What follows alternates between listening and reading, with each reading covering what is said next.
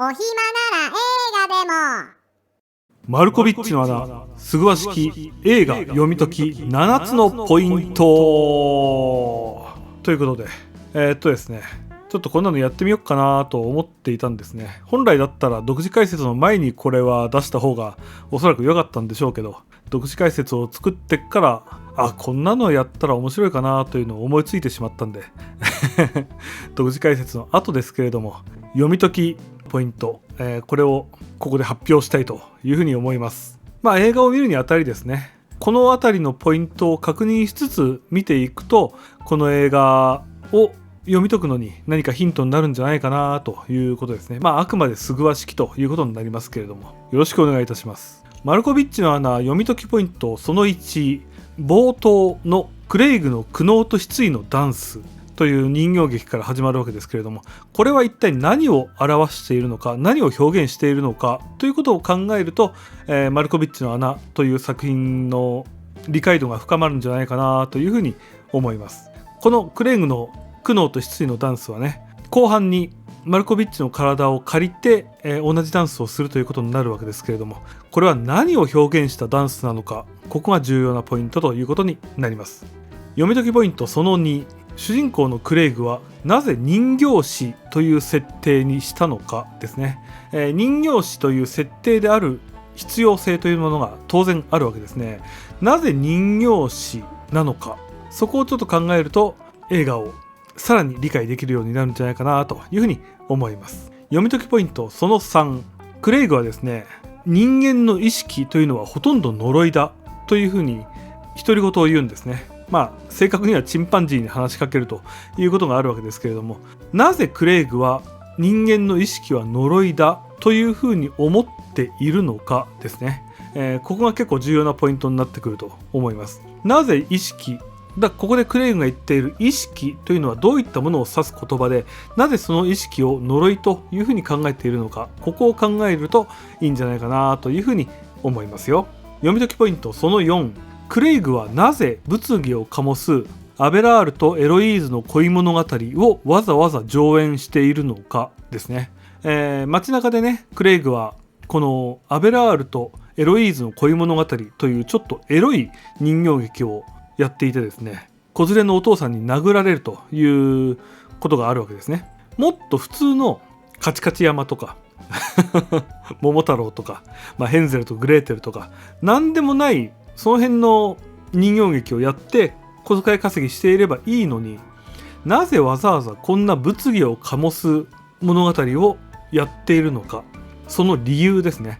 そこを考えるといいんじゃないかなというふうに思います。読み解きポイントその5、クレイグの奥さんのロッテはですね、ペットショップをやっているわけですね。で、そこで今現在精神病にかかっているチンパンジーというものを家で扱って治療しているというエピソードが出てくるわけですけれども、この精神病にかかっているチンパンジーというものの意味ですね。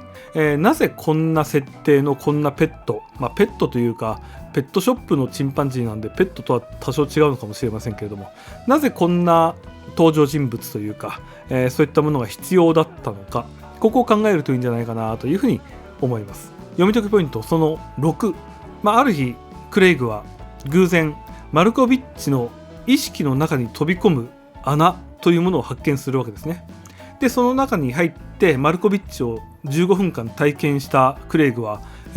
非常に興奮して会社で知り合ったマキシーンに興奮して説明をするわけですね。こんなことがあったんだよというふうに説明するわけです。その中でクレイグはこれは非常に哲学的な疑問がムクムクと湧いてきたというふうに、言っているんですけれども、このクレイグが感じた哲学的な疑問というものはどういうものだったのか、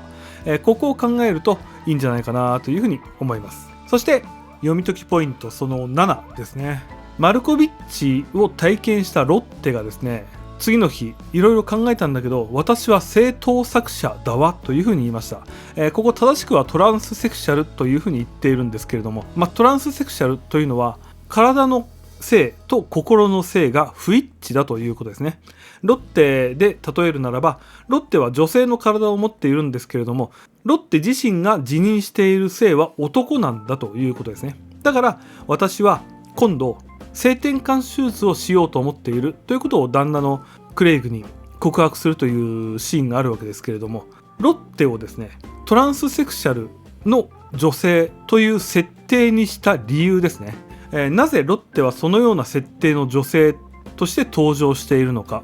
ここを考えるとですね、マルコビッチの穴というお話、非常に分かりやすく理解できるようになるんじゃないかなというふうに思います。ということで、これを考えてマルコビッチの穴を見てですね、ちょっと考えていただいてですね、ですぐの独自解説を改めて見てもらうと、ああなるほどねという感じになるんじゃないかなというふうに思っております。これがスグワ式マルコビッチの穴読み解きポイントということですね。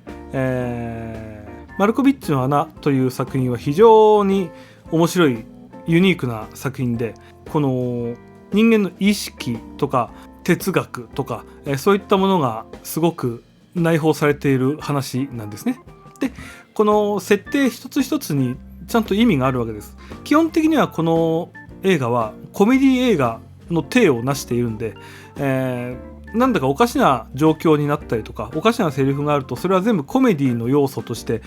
僕たちに映るわけですけれども、で当然それで正解なんですけれども、コメディ映画なんでね、コメディ SF なんで、その面白シーンとしていろんなセリフいろんな設定というものが出てくるのは正しいんですけれども、ただそこにはそれなりの理由があるんだということをちょっと考えてみてですね、この辺りを気にしてもう一回見てもらうとさらに楽しくマルコビッチの穴が見れるんじゃないかなというふうに思います。僕がこの動画をですね、そもそも論として僕がこの動画を作っている理由というのはですね、僕の勝手な考えをみんなに聞いてもらいたいとか披露したいっていうところもあるっちゃあるんですけれども、それよりも映画をもうちょっと考えてみるのはいかがですかみたいな、そんな感じのことを提案したいというふうに思っているわけですよ。誰かが言ったことだけを鵜呑みにするとか、監督が言ったからこれが正解とか、役者が言ったから正解とか、雑誌にこう書いてあったからこういう見方をしなきゃいけないとか、そういうことではなくてですね、各々自分で映画っていうのは自由に考えていいんじゃないかということを分かってもらいたいというか、もうちょっと自分で考えるということを楽しむために映画ってあるんじゃないかなみたいな、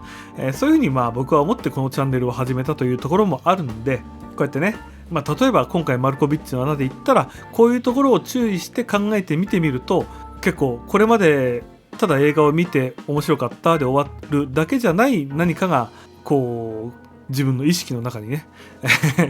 浮かんできて、さらに映画を楽しく見れるんじゃないかなというような感じもあるんでね、だからそういうことをみんなで楽しんでやろうよという一つの提案として、今回のこういう読み解きポイントみたいなねのをやってみようかなというふうに思いました。ということで、スグワ式映画読み解きポイントマルコビッチの穴編でした。ぜひまた映画を見て、スグワの独自解説を見てというふうにやってもらいたいなというふうに思います。それでは皆さんさようならまたね、バイバイ。